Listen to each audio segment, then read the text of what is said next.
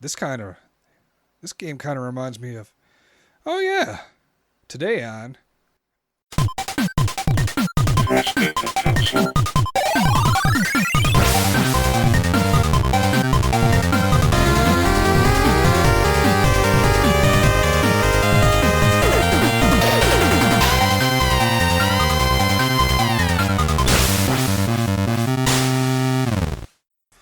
All right, so I'm Pulse 109, everybody. Welcome. It's great to see you. I mean, have you listening after the fact? Because this is No, pre-recorded. I see them. Oh, shit. How are you doing that? GP, can you see them? Can I see what? Okay, we're good. So, welcome, everybody. I'm Pulse 109, and I'm joined today with my good friends, Werewolf and GP. Werewolf, say hi. Hi. And GP, say hi. Can I see what? Hi. All right. Today, we're going to talk to the imaginary audience because they're not right here now. Except for Werewolf, you can see them, apparently. Yes. We're going to talk about spirits. And Jake. And Jake. Oh, yeah, where is Jake? Anybody know where Jake is? Yeah, I heard he was he had relocated to France to join their newest Cirque du Soleil called Salade de Temps. I thought he was now becoming like the new Canadian voice for Batman because Kevin Conroy was like, "Look, I can't translate to Canadian anymore." See, I heard he picked up ventriloquism, and he had a gig tonight that just kind of clashed with our recording time. Well, if he was really good at throwing his voice, he could do both. Yeah, he's got a point. Somebody want to get him on the phone? It's not important. Screw it. Everybody, we're going to talk today about spiritual successors. Now, if you look online, like I was doing, trying to find ones that I didn't really know about, I didn't have a lot of luck. You know, there's a lot of things like Fallout and stuff that I've never played, but there's a lot of overlap in games, and we're probably going to discuss a few of them. I didn't want to rehash the stuff that you'll see in a lot of videos or articles, so today we're going to talk about basically personal experience. So yeah, I want to talk about let's try to agree on a definition because again, it's just like retro. Anything that you talk about, everybody's got a different definition of it. For me, it's basically an homage or homage or homage, however you want to pronounce it. Homage. There's stuff that people like to play enough that they either make another version of it or it inspires another version. Sometimes it's the same developers making not quite a sequel, but something along the same vein. I've seen people call it love letters to, digital love letters to a past media. There's different ways to describe it. Some people consider it only by the same devs. Others consider fan-made games, so even ROM hacks and stuff could be spiritual successors in some way. Maybe not so much for me because I don't consider it kind of canon, but at the same time, if they're not the same franchises, it doesn't really matter. GP, what about you? What would you consider a spiritual successor for a game? I would say things that have a kind of a through line, but otherwise really don't have much in common. Like kind of throwbacks or on the nose, kind of like tip of the hat. Does that make sense? Kind of like I see you, and then we're incorporating that into what we're doing here and now. Yeah, I like that. That's okay. Very succinct. I like it. How about you, Werewolf? To me, it's like just a game that's intended to be very much in the same vein of another game that was of a different IP. Oftentimes by a different studio, but not always. Just most of the time. Okay. So, there's some flexibility is what I'm getting out of the both of you here, so fair to say? Yeah, it's because sometimes when something's billed as a spiritual successor, it doesn't necessarily mean it is. Right. Yeah. Especially if it's not made by the same dev. So sometimes when it is. Yeah. Yeah. Or if the idea was so good but the original flopped, or if the original dies and then later on they find another game that's similar and then they line up a series of toys in front of the second game and the game points out the right toys, then you know. You know what? I think I know. That's how they pick the Dalai Lama. I thought spiritual successor. I thought you were going to refer to my, trade school student council, but okay, that makes more sense. What? Never mind. Let's just go on. Okay. I'm going to talk about it today. Let's say, what's one of your earliest memories? I don't care what console, what generation, whether it's retro or if it's only 5 years ago, which may be retro to some people. I'm not going to judge. We're not going to touch that subject today, again. But what's the earliest memory? Say, okay, Werewolf. What would you say is the earliest one where you've played and you realize this is kind of like a spiritual successor, not so much a sequel, but it either someone told you, you read it in a magazine, or you just got the heebie-jeebies and said, this is scratching the same itch. What's the game that really stuck out for you for that? The earliest one? Gosh, probably for me, the earliest one would be, it's going to be a little weird, but when I played Worms for the first time, it reminded me of an old computer game that I had used to play with a friend of mine. We'd go to his house, he had a computer, and we'd fire up Scorched Earth.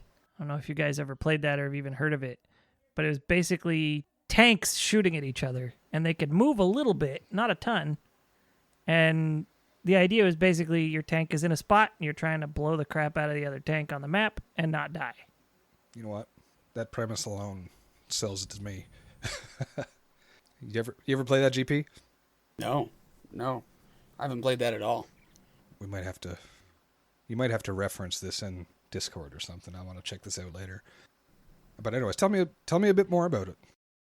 Scorched Earth worked a little bit differently from Worms in that Worms has weapon drops that just kind of happen now and then throughout the battle in random positions on the map. So your worms kind of have to mosey over to them. But they're a lot more mobile. The worms are far more mobile than the tanks were. The tanks, essentially it was depending on how well you did in that match, you would earn money between rounds so that you could buy weapons, build your loadout for the next match. Sweet. Okay. I'm digging this already. So there were a ton of different types of weapons that, some were random as hell and would often backfire, and some were just way overpowered. And even if you used it a little wrong, there was no way you were going to miss. It was all over the board. It just depended on how much money you were willing to spend or save up between rounds and stuff like that. So instead of just basically finding everything on the battlefield like Worms or starting off with the same stuff, then you actually get to build yourself up for the next one. Yeah, and honestly, I'm pretty sure that Worms is not too much newer than Scorched Earth, but I never really dug into them to see age differences when they were both originally published, anything like that. See, I don't know if I played the original Worms first, but I remember the first time I played a Worms game. That was in junior high in the college computer lab, or the junior high computer lab. And junior high for me is like grade 7, 8, and 9 because we do things different here. So whoever put that on there, thank you. Also, somebody also snuck Leisure Suit Larry on the network drive somehow, and I thought that was pretty awesome too.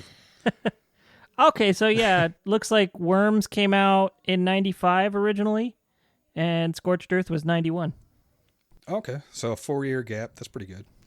And kudos to you for your memory palace. Yeah. I'm just channeling my inner Jake. Yeah, he's probably just controlling all of us at this point.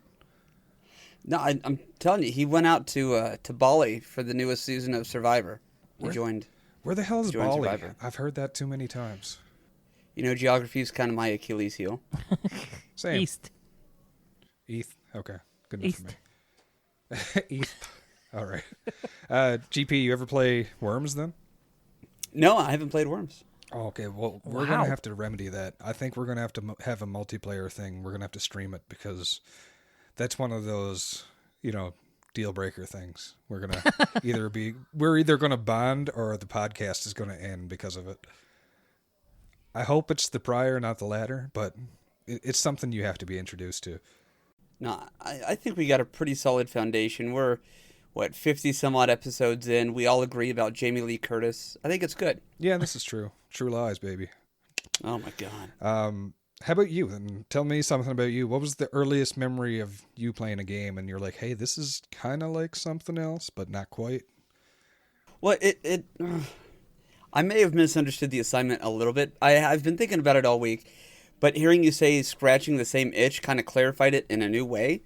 So I think my earliest memory of that is Donkey Kong Jr. and Number Munchers. That counts. That sounds okay. I just want to hear it now. So number munchers isn't ringing a bell, so you're gonna have to explain it to me.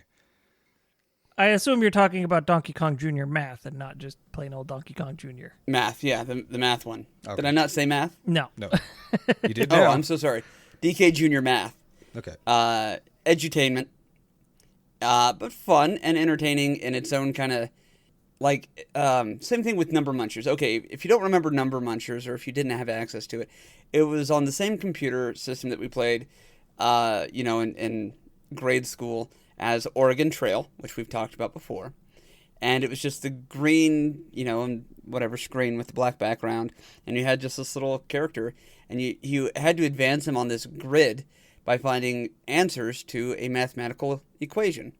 46 plus 21 equals, and then you could go up, left, right, or down, so long as you picked the right number, or whichever square had the right number in it. For me, it was kind of an ego thing. I've been very on the record about my ego being just out of control. And You're a prog drummer. I get it. right, as oh man, sorry, that's a great point. But no, it was one of those things. I didn't really care so much about learning math.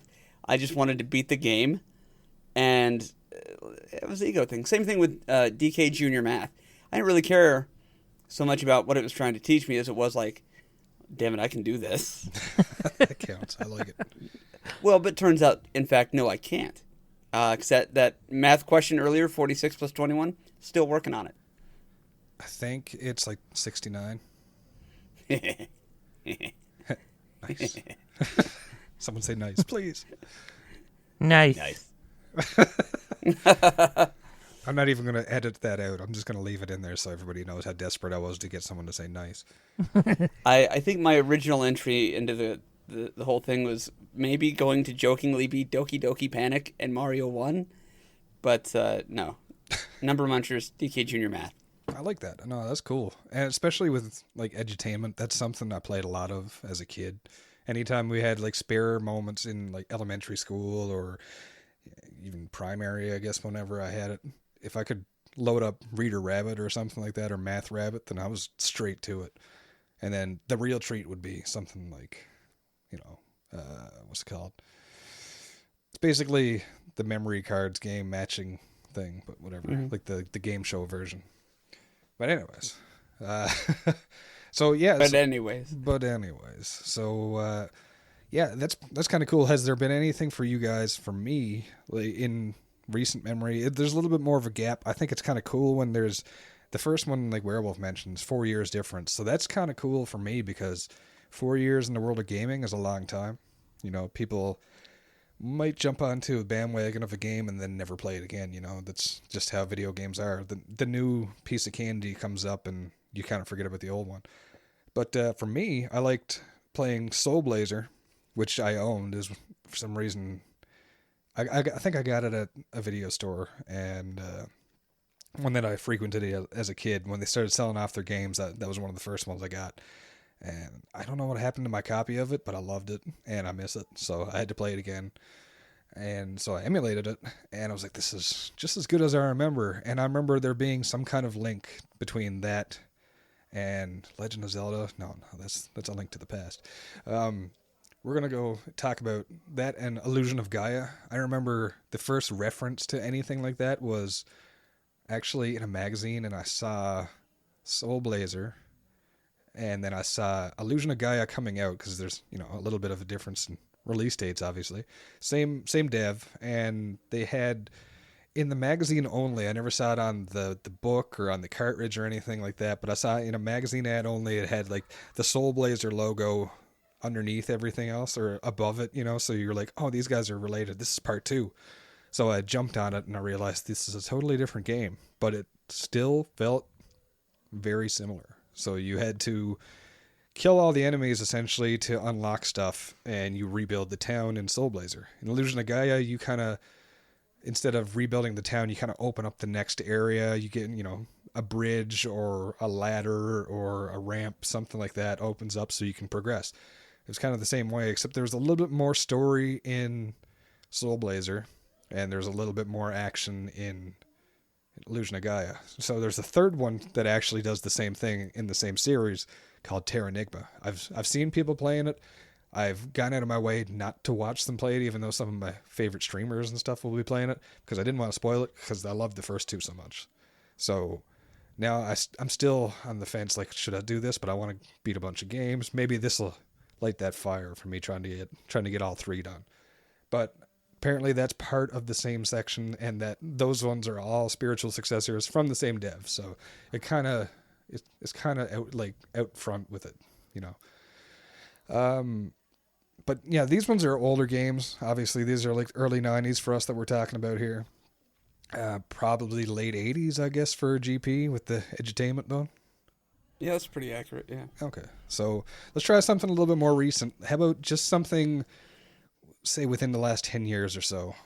Is there anything that stands out for you now? I've got one in mind already. I want to hear what you guys talk about. So how about you, GP?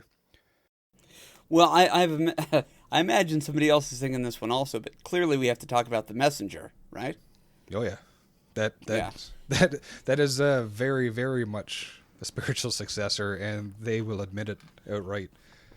Yeah, I mean, as they should. Anybody who's seen or played The Messenger clearly can tell the ties to RC Pro-Am from the NES. I'm kidding. Clearly Ninja Gaiden. And it's pretty, you talk about a love letter to a previous sort of thing. The only... Oh, man, I'm trying to think even the best way to put it. Watching Werewolf play The Messenger was an absolute blast. It hit a lot of those same chords as Ninja Gaiden, but it wasn't a carbon copy, but updated. You know how like they did Mega Man 9 and Mega Man 10, where it's new, but it's the exact same old thing? Yeah. Right. It was like this completely different level of awesomeness while still having that same... It's like how there's different types of chocolate. Or like chocolate ice cream, right? You can have chocolate ice cream, you're like, this is great. And then later on you grow up and you're like, this is Moose Tracks. This is fucking rad. Or this is Rocky Road. Wait, you guys have Moose Tracks in the U.S.? Yeah. Yes. Yeah. I didn't know you guys had Meese. We don't. That's just the title. And the reason they call it that is because Tiny Shits was not a very appetizing name for ice cream. But no, for me, The Messenger is the Rocky Road to Ninja Gaiden's chocolate. That makes sense. That's a pretty good comparison there. And there is not like an insult. Like if you made that probably around the same time, people would be like, "Oh, this is just a copy of Ninja Gaiden." If there's a significant gap between them, like 4+ years, like we were talking about earlier, it's more of it feels more like a spiritual successor and less of just a cash grab. And there are cash grabs out there. We're not going to lie about that, but when it's this direct, when you see it, and even like the composer for the music from the original Ninja Gaiden liked it so much that he put his own track on the Messenger later on. That's showing, I did not know that. We love this game. Yeah, it's really cool. Wow. You should check that out. Yeah. So yeah, that's a great example. Thanks GP. How about you, Werewolf? Well, I definitely have a few of them, but if you want one of the more recent ones, probably Axiom Verge to Metroid. Okay. And I mean, we're talking the original Metroid. It's not going to be to anything beyond Metroid 1 because it's very much like the first Metroid, just with more going on. It's like if you went from Metroid 1 and it sort of veered off about 30 degrees from where the Metroid series went. Like there's still a lot there that you'd come across in later Metroid games, but it's also still very 8-bit, still very true to that, a lot of exploration, a lot of backtracking. Because in subsequent Metroid games, they do kind of reduce the backtracking to a degree.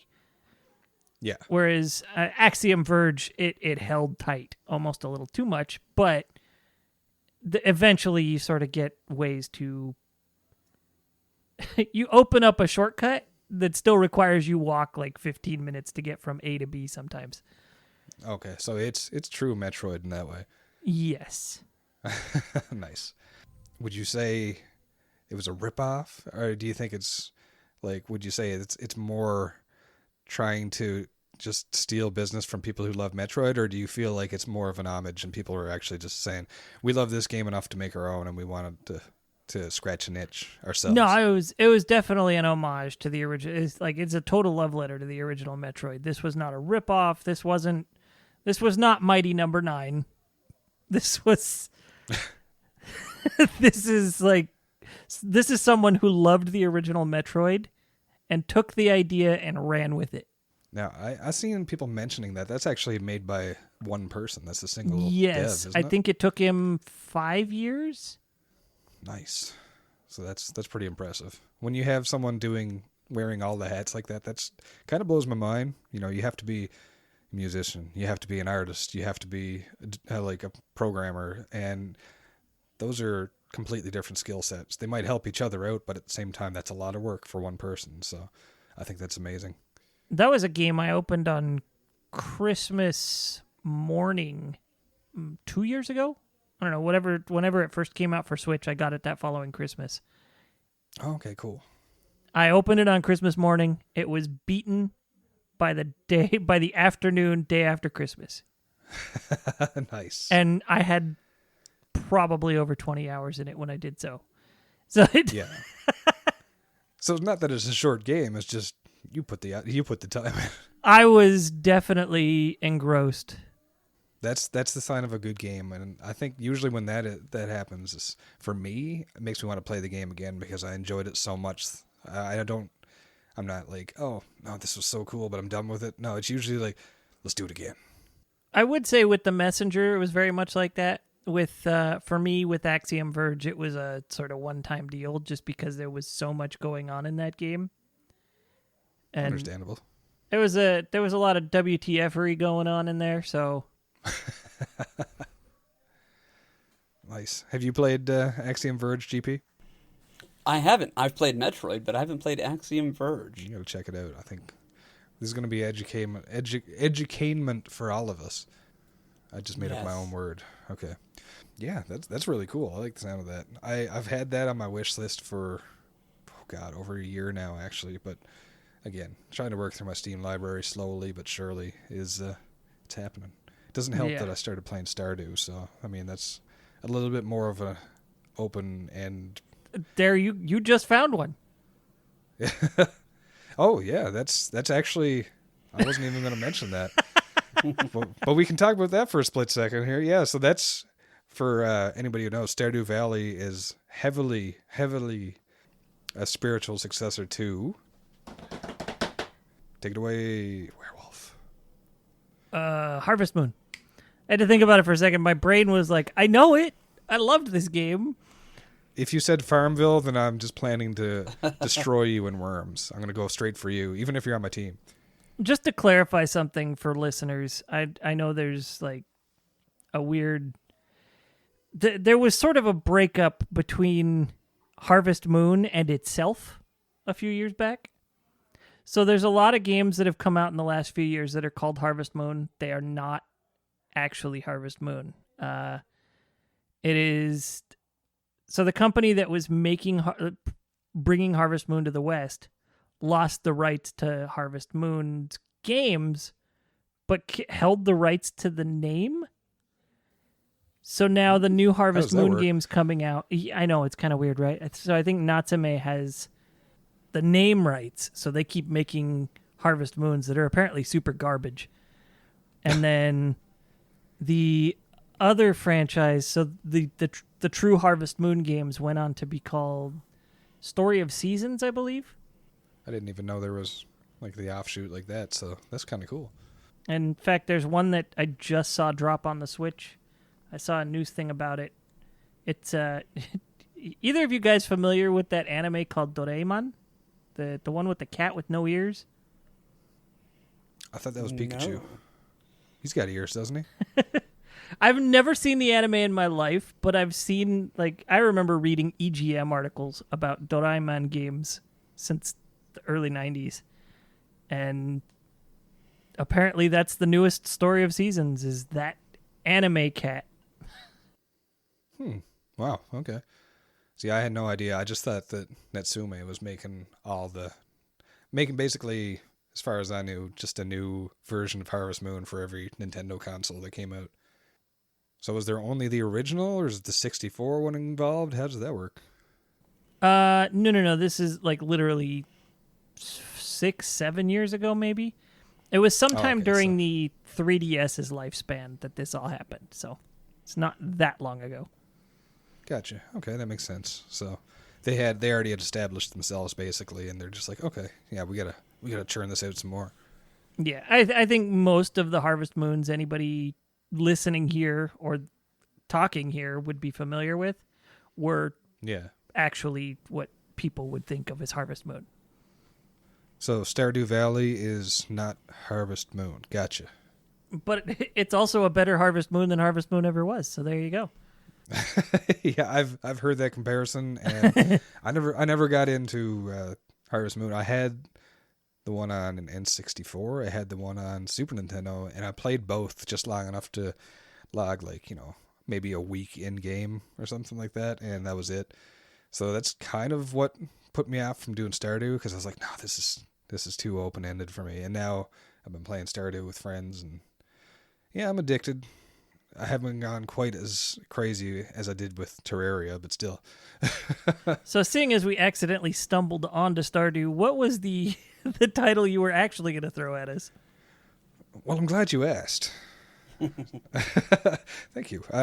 No, I'm going to talk about a game series now. There's 3 of these out, and I've played these 3. I haven't played the Inspirado, I want to call it, as to quote Jack Black. I was going to ask if it was Lords of Shadow. No. Let's not talk about that. Look, on its own, I enjoyed that game. It's just, don't call it Castlevania. Okay, that's how I look at it. Even with the jank, it was a beautiful looking game. So, no, what I was thinking of was actually BioShock. And for anybody who doesn't know, I only realized this, or I found out about this recently, is that was a spiritual successor to System Shock, or System Shock 2, apparently. And that's a game I never even heard of until I came to Twitch, and I've seen people play it. Looks great, I looked at it and watching it, people playing this older shooter, and I was like, what is this? System Shock. Okay. And I said to somebody, this kind of looks like Portal meets BioShock. And someone says, well, it's funny you should say that because, and apparently it was literally a spiritual successor is what the devs said. We wanted to make something like System Shock. So that's really cool. I don't know if there's anybody involved in that one, or if it was just, that much of an influence that they wanted to make their own version. But whatever it is, I'm thankful, because that is probably one of the best games game series I've ever played. The second one is kind of worth playing, but not worth like going out of your way to. But the first and the third, or Infinite as the third one's called, 2 different storylines. They have just enough of a link to each other to make it just stick out. You can kind of fill in, connect the dots and be like, okay, here and there. And every now and then they actually throw in a couple references. So the references to themselves within BioShock universe is enough for me that it makes me stick out, but they also feel like separate entities, and that's probably what I like about it so much. So it made me want to play System Shock even more, because I want to see what inspired it and how they improved it, how they emulated it, kind of deal, how whatever they did for it. So yeah, anybody here have any experience with BioShock besides me? I think Werewolf does. Like 15 minutes of the first one. What? Well, yeah. If that didn't hook you by then. That wasn't the case. I was saving it for streaming, and I just haven't gotten around to streaming it. Okay, that's fair. GP, if you want to try a more modern shooter, I definitely check it. I'd check that one out. I've been saving it for Werewolf to stream it.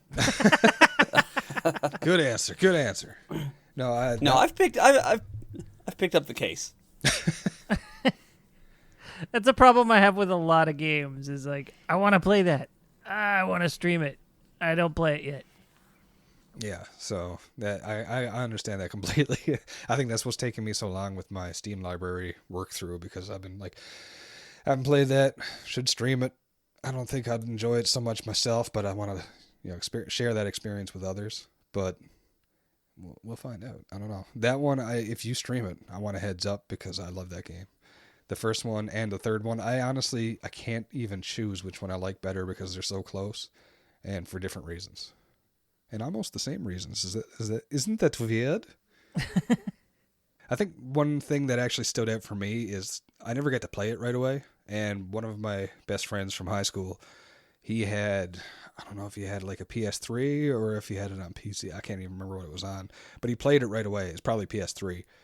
And I saw a commercial for it. I said, this looks really cool. I just saw commercials on TV, when I still had cable, before the days of Netflix. And I said, what are you doing? He's like, just finished playing BioShock. And he was playing it for like a couple hours. And then I said, oh, that looks awesome. Tell me about it. And my friend basically told me step by step the entire intro, like the first 20 minutes of the game, in as much detail as possible. Like I had this vivid memory in my head because I felt like I was there because he described it. He's one of those guys that, he's super good at trivia and really good at remembering movie quotes. So he's always quoting movies like nonstop. And so he had like the memory for it and just basically spoke it out step by step. And so when I finally got to play it, I knew everything that was coming, but I was seeing it before my eyes, and it was exactly, if not better, than I expected. And I was like, "This okay." So I was instantly hooked, and I had to beat it, and so it's just straight through. And the kind of same thing when I played Infinite. Finally, I was playing the second one while my friends were playing Infinite because I got it used for like $5. I was like, I want to play this. When I finally got it, just straight through. And same effect. I just couldn't get enough of it. And the story, it's just one of those games where it's, I'm just kind of gushing about this game, but I'm okay with that. It's really something you can actually discuss. There's enough, I guess, philosophy behind it. And, it's just the way it's done. It's really cool. It's fun to talk about. It's fun to play. I think it's just 10 out of 10 for me. I definitely want to try that. I kind of find it a little on point that you were streaming Batman, and my kid saw it, and he was like, "Hey, that looks like Spider-Man." So that one, yeah. You know what? So someone lied to your kid about Spider-Man. No, Batman and Spider-Man, there's very similar gameplay mechanics at work in both of those games. Yeah. And that's why I want to play Spider-Man, because it plays like the Arkham games from what I'm told. Yeah, but their costumes are completely different. You know what? I want to give my kid credit for realizing that the gameplay mechanics were extremely similar instead of with almost every other game. He's like, "Oh, so like Minecraft." Hey, look, spiritual successor for Minecraft. All right, well, something Terraria. No, yeah, no, that's a really good point. I never even thought of that, and that's two different franchises from two warring companies, basically, DC and Marvel. I mean, there's been crossovers, but I mean, they're competition to each other, and the fact that there's such a big link between the two for gameplay mechanics like that is really cool. And that's probably what actually turned me towards the Spider-Man game and me at least wanting to play it, because I'm not a big Marvel guy anymore.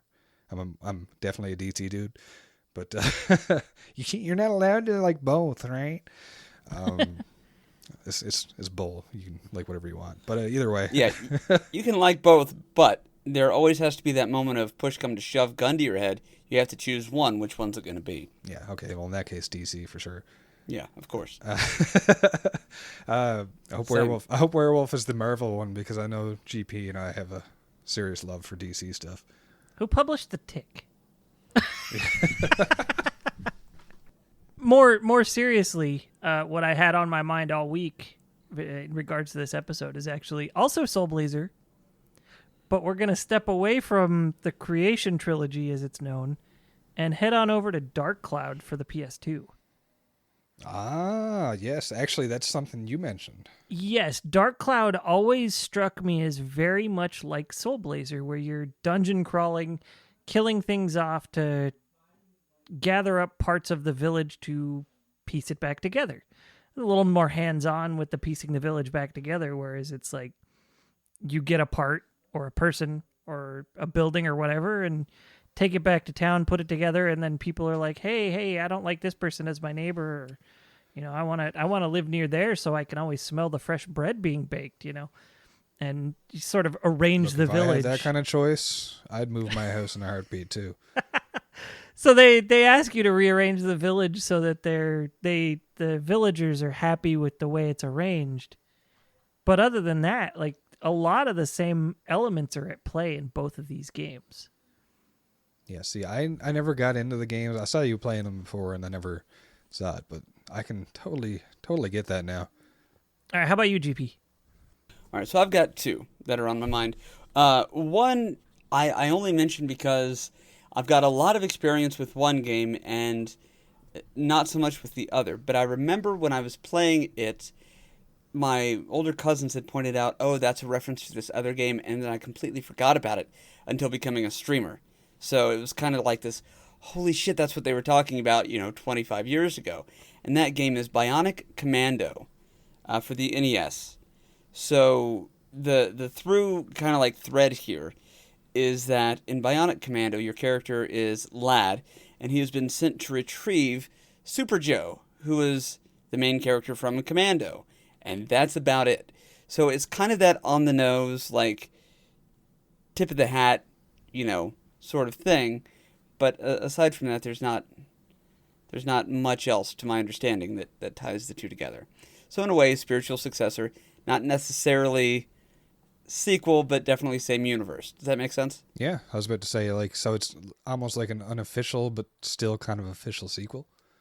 Yeah, it's referential, but not in too many ways other than like one direct name drop. Yeah, okay. I like that. That's kind of cool because it makes them separate in a way, and they're linked, but at the same time they're separate entities, and that's something I can respect with a lot of franchises that do that. To me it's the exact opposite of like Contra and Super C, where it's essentially the same game, same characters, same mechanics, just different screen backgrounds and different obstacles. Okay. Where because that's Contra and Super C, and then you take Bionic Commando to Commando, and it's just, hey, here's a reference. Otherwise, it's a new game. Right. But yeah, so that was one, and the other is the connection between Superman 64 and a turd that I left in my neighbor's backyard in the late 90s.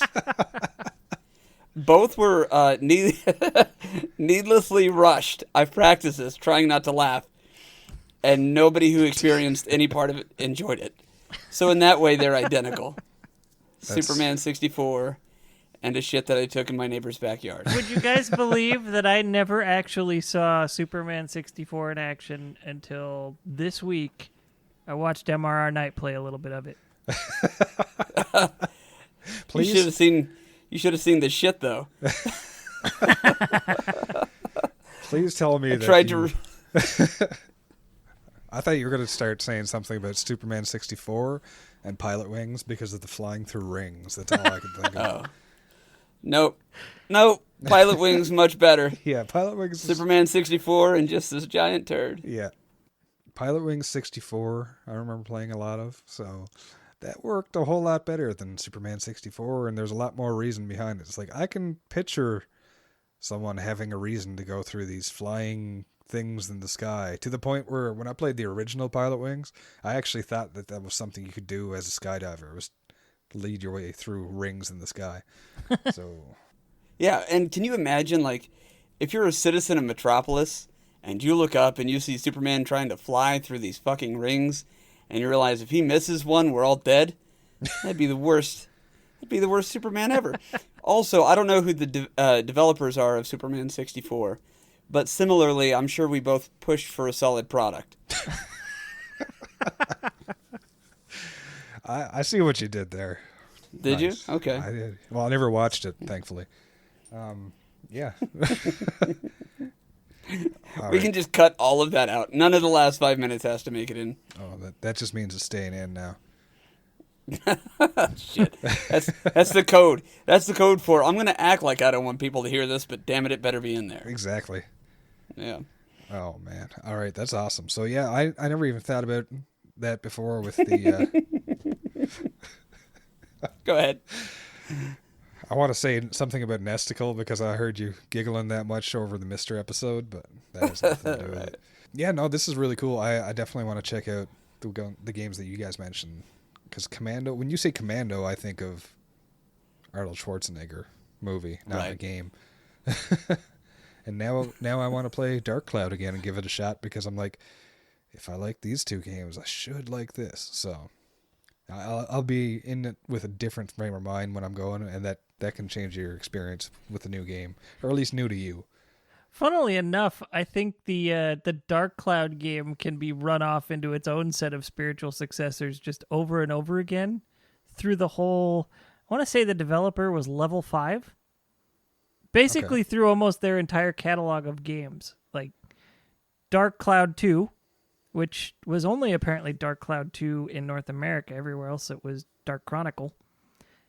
Okay. And then there was Rogue Galaxy, which was very different, but like it was kind of like, let's make a semi-action RPG Star Wars game, but very anime, all that kind of stuff. But like it was a lot of fun, and it played very much like Dark Cloud, Dark Chronicle, and then even up to the more recent ones, Ni no Kuni and Ni no Kuni 2. Apparently, they all play very similarly and have similar...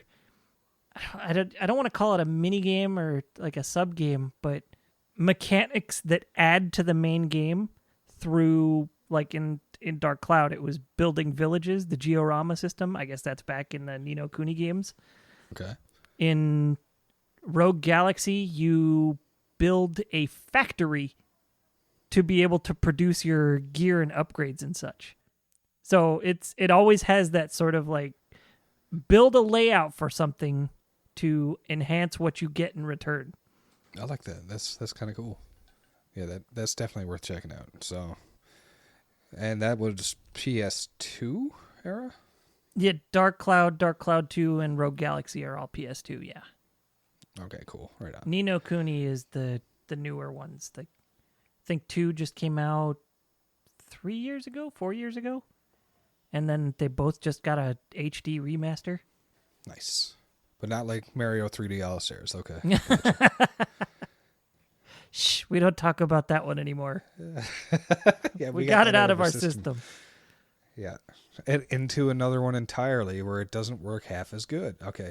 That's a Switch joke. Anyways, so yeah, that's great, guys. Thanks for joining me in on the conversation here. I really appreciate it because after watching so many videos of people talking about the same spiritual successors and stuff, I just kind of wanted to have more of a personal approach to it. So I wanted to hear what you guys had to explain. I wanted to hear what you guys experienced more than just hashing out facts. So that's kind of what I like doing here as much as I can because it's where I bonded with you guys. It's where you made friends. And to our listeners, like, feel free to mention any that we missed because, I mean, I could lightning round off probably 5 or 6 other IPs that did this, but we have so much time that we can record here. So, like, talk to us about which ones you've got on your mind while you're listening. Yeah, I definitely see this being like we could probably do this episode again later on with completely different titles. Yeah, we'll do a spiritual successor to this episode. Oh my god, I love it. But not a direct sequel. Yeah, exactly. Okay. Yeah. Okay. I have whole just other neighbors to discuss. So we're going to talk about Pilot Wings. We're going to talk about Bloodstained because we never talked about that yet. So that is as literal spiritual successor as you can get. But yeah, no, and I still got to play that one. So before we start talking about more games that we still have to play, Werewolf, can we find any more of you here? Or how can we get a hold of you? I'm going to take a shot in the dark here and say Twitch and Twitter. Werewolf, WAREWULFF. Sweet. Okay, and GP, how about you? You can find me on twitch.tv/theretrotherapy. Underscore? Nope, No, underscore the anymore. underscore is gone. It's gone. It's the end of an era. But we're going back to a previous, much better era. Yes. So, yeah, the Retrotherapy, and you can find, Twitch, Twitter, Insta, YouTube, and, of course, press B to cancel. Sweet. And Jake, how about you? I'll be joining the cast of Salade de Tron, Cirque du Soleil, Flaming Hot Garbage. GP is great. You know, I almost believed it for a second. You could have just said voice mod, but... Oh. Yeah, we could do it in post. Yeah, It'll the be fine. Retrotherapy was sort of like it sort of went through its own like Coca-Cola spiritual successor phase there. you got Coke, you got classic, or you got New Coke with the therapy couch. Classic Coke. The Retrotherapy underscore when they rebranded it as Classic Coke. And then when they finally dropped the Classic Coke, it just went back to Coca-Cola. That's where we are now. It's the origin. The origin, sorry. Not the origin. I was going to say original. Actually, the Retrotherapy was the second name of the channel. Originally, it had been This is something else, and we true. switched it to that. So, but it was only that for like a month. Yeah. This is true. I always forget about Yeah. that. Do you think we've beat this horse enough yet? It's a good trivia question for anybody listening. Do you know the original name of the Retrotherapy's channel? Yeah. If you do, send it in Discord or on Twitter. I have no prizes to give away, but If you look at the emotes, there's a clue. oh shit, okay. Yeah. So if you have it, find us on Twitter, press B to cancel, and see if you can comment and tell us GP's original name. Again, we don't have a Also- winner besides bragging points. Right. Another little side contest here. Has anybody seen Sick Jake? If you have, please let us know where. And if we need to be concerned, I want to see where people come up with this. Jake, if you can hear us, text us, please. Where in the world is... And then right there, you just got to throw him saying Sick Jake. All right, guys. Thanks again, and we will catch you again next week, and hopefully we have some more updates on where Jake is. We'll keep looking. All right, guys. We'll keep looking. This has been Press B to Cancel. Thank you, everybody. Special thanks for music. Go to Arthur the Last Ancient on Spotify or The Last Ancient on Bandcamp. For more episodes, please visit our website at pressbtocancel.com. As well, feel free to like, comment, and subscribe at Spotify, iTunes, Stitcher, or anywhere else you'd like to listen to your favorite shows. As always, thank you. This has been Press B to cancel.